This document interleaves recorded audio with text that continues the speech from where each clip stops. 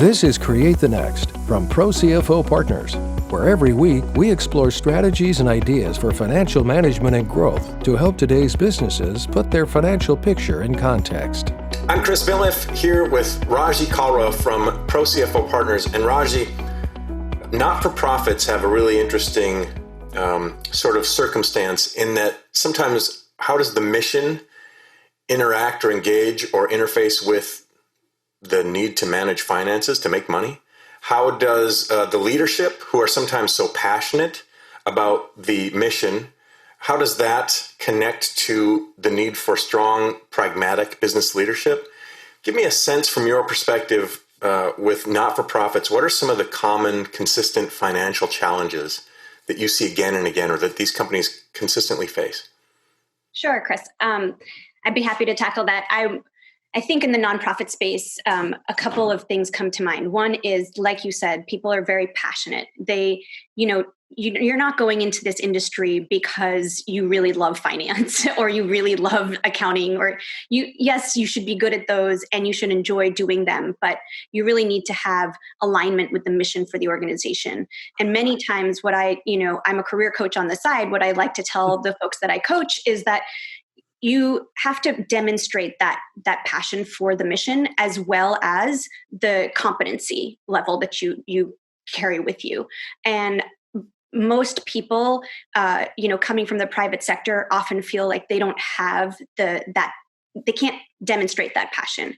And so I oftentimes tell them to go volunteer, to tell the story. That passion comes from somewhere. And a lot of times that will make or break your success in that field because of the cultural fit that either goes along with that passion or is missing. I think that's fascinating because passion is obviously at the heart of any founder or many leaders and executives. They're passionate about what they do, but there's an emotional component to a not-for-profit that is unique, I think. I wonder if you agree with that? Yeah, because it is mission-driven and mission-based, a lot of that is tied to people's emotions and sense of purpose. And so, I always say skills can be taught and learned. The passion, it comes from within. So you need to have that, but it's a balance, right? Because a lot of the leadership that I work with many times don't have the financial knowledge or background. They understand that finance is important, but they don't necessarily understand the finances. And so you're not only playing teacher and educator because they need to understand their budgets. They need to understand what it means to track to a budget and what a successful audit looks like without any material weaknesses, and how do you achieve that, and why is that important? What is financial sustainability, and what does that look like? I think one of the things we struggle with in the nonprofit space is this desire to have a healthy reserve to weather an economic downturn, but then showing a profit, because the private sector is so often interested in what are your profits and how are you earning money? But the nonprofit space doesn't have that, but they still have that struggle of needing to build and maintain a healthy reserve. Many times people are like, well, whatever we raise, we should just spend 100% because it goes to the mission. And in order, especially now during COVID or a pandemic or a recession, you need many nonprofits are now struggling if they didn't have that reserve or that cushion to help get them through this sort of slump in donors and slump in revenue. And a lot of the revenue, they're not selling widgets. They're not manufacturing or selling services or products. Sometimes that supplements their income, but many times it's serving the community, and that's done for free. And so the money comes from the donations and the donors and the foundations, and then if it's government funded, many times government agencies don't expect you to use their money to build a reserve. So you have to use the private dollars that you raise to build that reserve and make sure that they're comfortable with it. So many times they also deal with restricted money. Restrictions can really handcuff a nonprofit in many ways if it doesn't align with their mission and their purpose.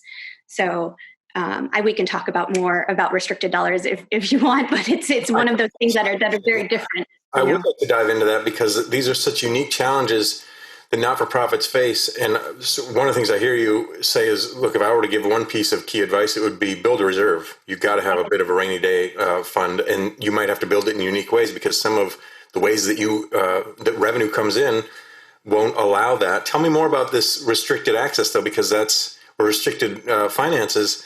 Because if that's one of my sort of key revenue generators, how do I start to make that meaningful inside of these other priorities that I have inside the business?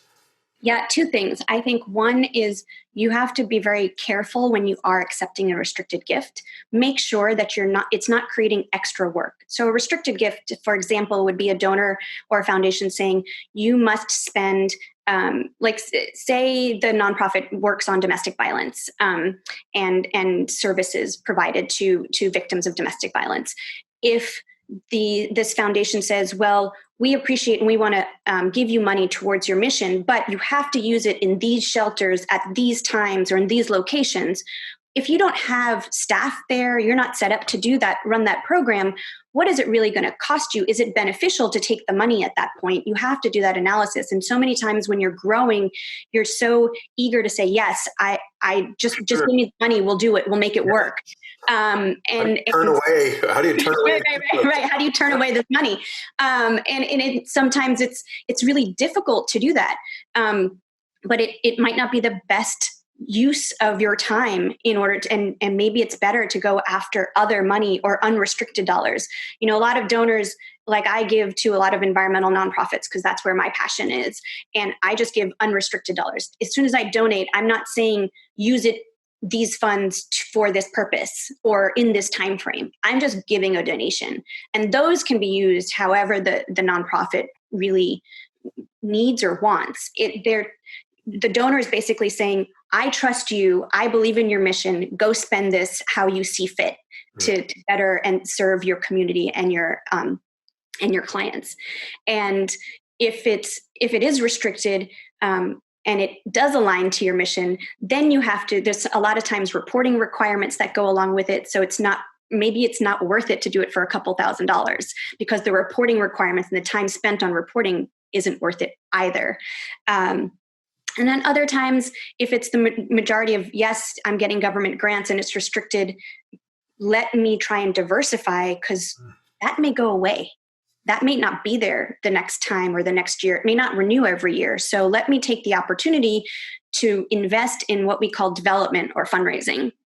And that has a long lead time as well. Like, as you can imagine, if I'm a high net worth individual and I have a passion for environmental conservation, I will do my due diligence, and it's a courting, process of like, well, I might be able to give a few $1,000s, but what they really want from me is a 6-7 figure gift. And I'm not ready to commit that much money to you because I don't know you that well yet. So let's build that relationship. And those longer term relationships lead to bigger gifts, but it takes a while. It doesn't, you can't just hire a fundraising person and expect loads of revenue to come in that first year. It's sort of a sunk cost that first year. Yeah. And then going forward, you're starting to see the benefit of that hire. Expectation management sounds like it's at the heart of some of what you're sharing, which as a marketing pro, this resonates with me in the way that we have to build a relationship. And sometimes it takes a long time before we can really reap the larger benefits of that relationship. But especially in a not-for-profit, where timing is everything and where we don't know what the next quarter brings or what the next year brings. And I'm so impassioned and energized by this need, and the need is now, and we have to do it now. I hear you saying it can be so difficult to turn away a gift or to turn away an opportunity or to not analyze it from all these perspectives to see if it's the right thing for me. And I think that's one of the things that a CFO an organization should feel very comfortable that their CFO can help them steer in that direction. I think it's another place, tell me if you agree, where not-for-profits running very lean maybe aren't seeking the financial insight and advice they could be and trying to do it all themselves or rely on their history or knowledge or experience with the private sector, which is only sometimes or in certain ways relevant. Are they building the team that they need to around them as often as you think that they should be, relying on that pro CFO who can say, look, this is great, but hold on, let's examine this from all these different opportunities before we decide what to do with it? Or is that an area that needs more improvement or more focus? A lot of what I will call back office support, because finance gets grouped into that, along with operations, is behind. There's a lag. They hire 6 months after they needed someone. Yeah.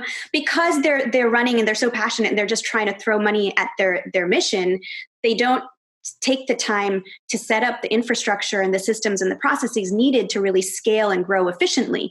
And then as they start to do that organically, they're like, oh, wait, maybe we need a CFO.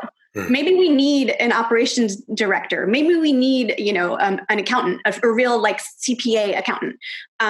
And so actually funny you should say that, every position I've ever held as a full-time person, I've been the first of that position at that nonprofit, the first director of finance, the first CFO, the first COO, because they recognize the need and then try to staff and hire for it. Yes, backwards. It's backwards from like startup in the private sector. So in the startup in the private sector, you are staffing at the top first and then getting everyone else. Maybe you have an admin or an EA on the side, but everyone else is like all the C-level people you get first, the strategy, and in the nonprofit space, that's rarely, the case, because they're not running it like a business until they need to run it like a business. You find too that there can be an over-reliance on personal relationships or the network, and they bring in the wrong kind of person, like, oh, I've got a cousin who can manage the books, or something where it's all well-meaning, but in an effort to maybe save money, they're just wasting a lot of that because they aren't getting professional. They're confusing CFO with something else that is just ticking boxes rather than providing guidance and strategy that, as you're describing, is pretty necessary for me to understand how I'm going to turn this not-for-profit into something really meaningful 3, 4, 5 years down the road, and not just in the next 6 weeks as these opportunities come up. I think what happens most often is maybe there is some like of that community, like, let me bring in this person I know who did this for this other company or this personally. And that does happen, but I think a lot of times it's the people who have grown with the organization, who were hired in the beginning, who had the skills that were needed up front for the small sort of task-oriented job that it was. But they're not that strategic thinker. They don't have those long-term planning and infrastructure, skills to really say, okay, what do I need to do now to get this to the next level? What does the staffing need to look like? So they learn a lot on the job, but sometimes they learn the wrong things, or they're doing it in a way that they know that's not necessarily the best way to do it. And so it's breaking them of habits that they formed. And also it's a lot of education, even sometimes in the finance department, if you want to call it that. And many times it's just one or two people who are sort of going through what they've learned and going through the processes. Oh, I know how to do a bank rec on QuickBooks because it walks me through the steps, but not really understanding the behind the scenes accounting needs. So they're not going to come to you and say, oh, I think we need this journal entry. I think we need to adjust this because we're ending the year this way. Or a lot of times timing is a big, big thing. And in the nonprofit space, say I'm a donor and I grant an award of $100,000 and I don't give the check until 6 months later. But if I give you an award letter, you have to recognize that revenue when the award letter is received. And so it can be a disadvantage, but it can also be used to your advantage. So say someone is struggling at the end of the year to make ends meet. They have a cash reserve, but they need to show more revenue that year. We could potentially go after donors who aren't quite ready to pay, but are committed to make a payment and make a donation. So we could say, would you mind, our fiscal year ends June 30th, and I know you're going to pay in August, but could you apply it to last year for us, our last fiscal year? So there's a lot of this it's a dance to try and not only plan long-term, but if someone's really struggling, try to manage the cash flow and the finances and the reporting in the near term. And we all, in the best practice is accrual-based accounting. So we have the flexibility to do that, especially as folks are saying, we need $5,000 more just, or whatever the case may be for this year or for this campaign. Can we apply it to this gala? Can we apply your gift to this? And then there's other times where we don't want the gift right now, or, our fiscal year starts on September 1 and we got a gift August 31st. That doesn't help maybe it doesn't help me that last year. Can you restrict it to the future year? But we still have to recognize it in August.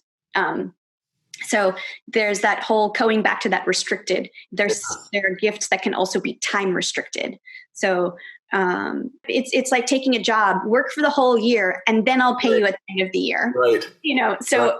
In my book, I'm equating it to that. I'm like, well, how do you pay your bills? If you're expecting me to have money saved from other jobs when you give me a grant or a gift like that. Just one of the many challenges that not-for-profits face. I think you've given us so many really great kind of practical, tactical, tangible things to think about.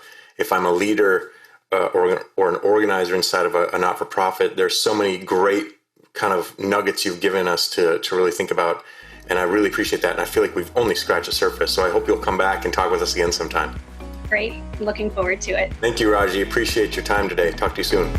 Thanks for watching, and a special thanks to our subscribers. Consider becoming one today. Visit ProCFOPartners.com for more strategies and ideas for financial management and growth to help you put your business's financial picture in context.